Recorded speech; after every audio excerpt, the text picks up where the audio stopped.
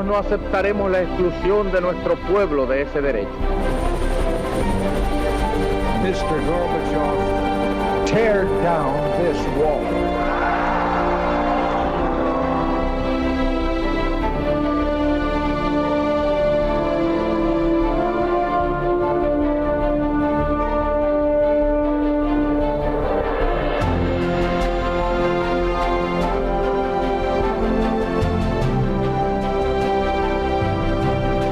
Buenas noches, señoras, caballeros, bienvenidos a Tiempos Modernos. La epopeya colonial europea en África, tema políticamente incorrecto hoy donde los haya, comenzó con unos aventureros rodeados de un halo romántico, los exploradores, y terminó con otros aventureros rodeados de un halo siniestro, los mercenarios. La verdad es que al final ni tan románticos eran unos, ni tan siniestros eran los otros. En todo caso, así pasaron a la historia. Hace solo medio siglo, pero historia hicieron. Vamos a ver. Los procesos de descolonización en África a partir de finales de los años 50 trajeron consigo un sinfín de conflictos. Nacieron numerosos países en teoría independientes y soberanos, pero frecuentemente envueltos en feroces conflictos internos y sobre todo muy vinculados a las estructuras económicas creadas por las potencias coloniales en los años anteriores: minas, petróleo, líneas comerciales o grandes explotaciones agrarias que seguían en manos de ingleses, franceses o belgas y cuyo concurso era imprescindible tanto para las antiguas metrópolis como para los nuevos estados. Para complicar más las cosas, la Unión Soviética y China pronto comenzaron a alimentar movimientos comunistas en el escenario postcolonial. Había que recurrir a la fuerza armada. Ahora bien, las viejas potencias ya no podían intervenir directamente en sus antiguas colonias. Hacía falta otro instrumento para prolongar la política por otros medios. Fue así como desde los primeros años 60 empezaron a aparecer singulares unidades militares en distintos puntos de África: los mercenarios, pequeños contingentes de algunas decenas de europeos que tan pronto ejercían labores de instrucción para los nuevos sabían hacer otra cosa. Los mercenarios eran un instrumento muy práctico. Se reclutaban de manera informal, combatían sin bandera, hacían el trabajo sucio y permitían a las grandes potencias tirar la piedra y esconder la mano sin tener que dar explicaciones a nadie. Algunos jefes mercenarios se convirtieron en auténticos mitos. El alemán Rolf Steiner, ex seminarista, ex legionario francés, defensor de los negros cristianos de Biafra y Sudán. Loco Mike, jefe del 5º Comando en Katanga y el Congo. El belga Jean Erjam, que llegó a controlar un verdadero ejército en el Congo. El francés Bob Denard, auténtico corsario de la República Francesa, que habitualmente actuaba por cuenta de los servicios secretos galos y combatió en Katanga, Angola, Rodesia, Yemen, Gabón y las Comores. Las guerras de los mercenarios fueron en general sucias y crueles, conflictos tribales de pueblos muy primitivos con armas modernas. El triste apelativo de los perros de la guerra responde a ese perfil, pero quienes movieron realmente los hilos de todos aquellos conflictos fueron los perros de la paz. Fueron los perros de la paz, efectivamente, pero bueno, unos crían la fama y otros cargan la lana, y la fama se la quedaron efectivamente los mercenarios. Nico Roa, muy buenas noches. Muy buenas noches, José Javier. Los mercenarios que llenaron realmente más de 15 años de forma muy intensa de la historia del mundo, en particular de Europa y en particular de África, pero un poco por todas partes. Los mercenarios en África cumplieron desde el año 60 hasta prácticamente 1960 hasta 1980, estuvieron involucrados en todas las guerras. El mercenario es una figura asociada al arte de la guerra desde tiempos primitivos. España ha tenido mercenarios ilustres. Hay que mencionar, por ejemplo, el gran almirante Andrea Doria al servicio de Francisco I, que Carlos V le logra reclutar y gracias a él pues vence en Argel, en Túnez, etcétera. Otras veces han aparecido jarcas moras, etcétera. Aquí nos estamos refiriendo a la figura del mercenario en las guerras de África, que digamos es producto del naufragio de la Cuarta República Francesa, esas guerras de Indochina, la guerra de Argelia, que es el que da el combustible o la mano de obra cualificada para participar en esas acciones. Han quedado algunos relatos muy interesantes para comprender este universo, cuál es, por ejemplo, las novelas de Jean Lartegui. Así, efectivamente, los centuriones. Los centuriones, los pretorianos, los mercenarios, etcétera, los perros de la guerra, es la novela de Frederick Forsyth, pero no es la mejor. Y indudablemente los mercenarios están rodeados de un aura de romanticismo, aparecen como unos personajes, digamos, que tienen siempre ese componente aventurero y en algunas ocasiones verdaderamente funcionaron así. No hay que olvidar que ellos protagonizaron deja de ser reconocible en la mayor parte de los casos. Es decir, cuando está Steiner en Biafra o cuando está Denard en el Congo, nadie sabe quién le está pagando. Y con frecuencia es difícil saber si le está pagando, como a Mike Howard, por ejemplo, en el Congo, una gran empresa minera, o los servicios secretos británicos o la corona. Da igual porque ya todo es lo mismo y justamente eso es lo que ofrece el mercenario de ese tiempo como ventaja para las grandes potencias.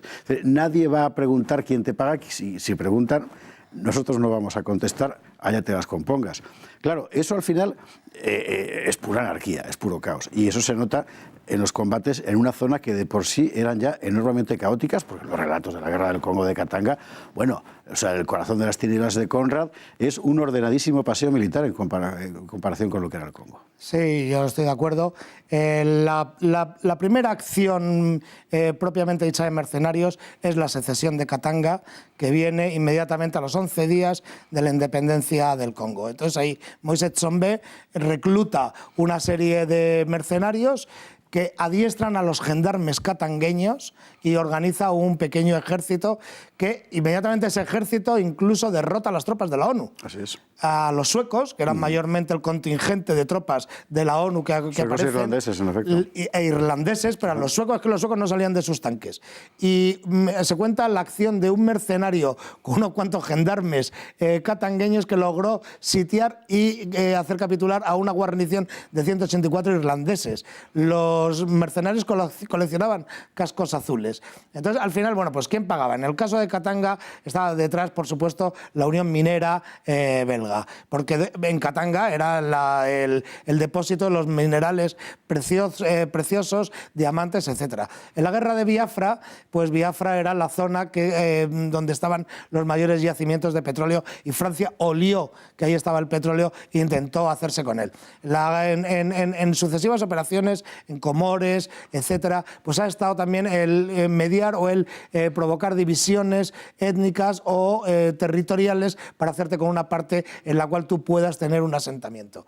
Al final resulta que a las unidades de mercenarios, como actualmente existen actualmente unidades de mercenarios... Ahora se llaman contratistas de seguridad. Claro, empresas de seguridad, Blackwaters, contra que los españoles hemos luchado con ellos en la batalla de Nayaf, etcétera. Son empresas de seguridad que externalizan la acción bélica de un país que no quiere aparecer como tal. Hay que decir que esto del patrocinio formal, oficial de los estados bajo cuerda no es una conspiranoia, sino que está sobradamente documentado en el caso de Francia, por ejemplo, a través de un personaje fantástico, por otro lado, que es Roger Folke, que era un antiguo resistente de la Segunda Guerra Mundial, que después pasa a la Legión y se convierte en el hombre que utiliza el gobierno francés para organizar el despliegue de tropas mercenarias un poco por todas partes. Una cuestión muy importante a subrayar es, dentro de la fama siniestra o de locura que rodea a los mercenarios, hasta qué punto es literatura, hasta qué punto es real y hasta qué punto es producto de la propia situación en la que están combatiendo. Por ejemplo, el hombre que tenemos en imagen ahora, Mike Howard, Loco Howard, el loco se lo pone la República Democrática Alemana, la Unión Soviética tenía en ese momento ya allí tropas también instruyendo a los guerrilleros, y él mismo multiplica su fama de locura deliberadamente para aterrar a un enemigo que eran los Simbas, que hay que recordar que abrían el hígado de las víctimas y se lo comían. Sí. Claro.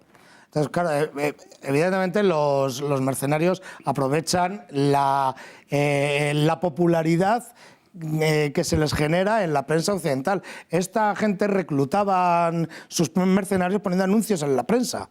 Se buscan comandos para operación peligrosa en tal sitio, como Ernest Shackleton hizo en su famosa expedición polar. Se buscan hombres valientes y tal, ¿no? Entonces había toda una aureola. Pero es cierto que esta gente sí hizo cosas que hoy en día nos parecería completamente absolutamente brutales. Anacrónicas, y que tenían un componente romántico, y que desde luego, pues hombre, no estaban exentas de violencia. Las acciones de Joar en el Congo fueron bastante expeditivas, pero luego, por otra parte, pues era gente que tenía... realmente ninguno de ellos acabó mal.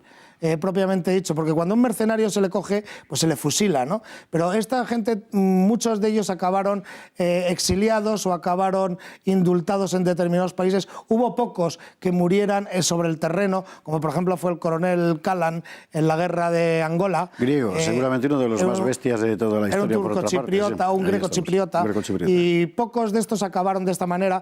También, por ejemplo, pues mencionar el caso también muy romántico, muy interesante, de un mercenario en la guerra de Biafra, un sueco que fue un noble, era el barón Carl Gustav von Rosen, que era piloto, y entonces organizó una flota de pequeñas avionetas Malmö y tal, con la que atacó, equipadas con misiles, a las bases nigerianas y les infligió grandes pérdidas. Murió en combate en la guerra de Etiopía en el año 77, y en general, pues claro, vivieron en una circunstancia especialmente idónea. En combate murió también, o mejor dicho, fusilado después de tal, uno de los más importantes españoles de la época, que era Martínez de Velasco, que acabó, por otra parte, de forma horrible. Él y varios de sus hombres españoles también fusilados, y en el Congo fue, creo recordar, y arrojados a los cocodrilos, porque aquello era así. Finalmente, toda esta historia termina cuando a los estados europeos les resulta ya más fácil y fiable pagar a las propias tropas nacionales de cada uno de los países.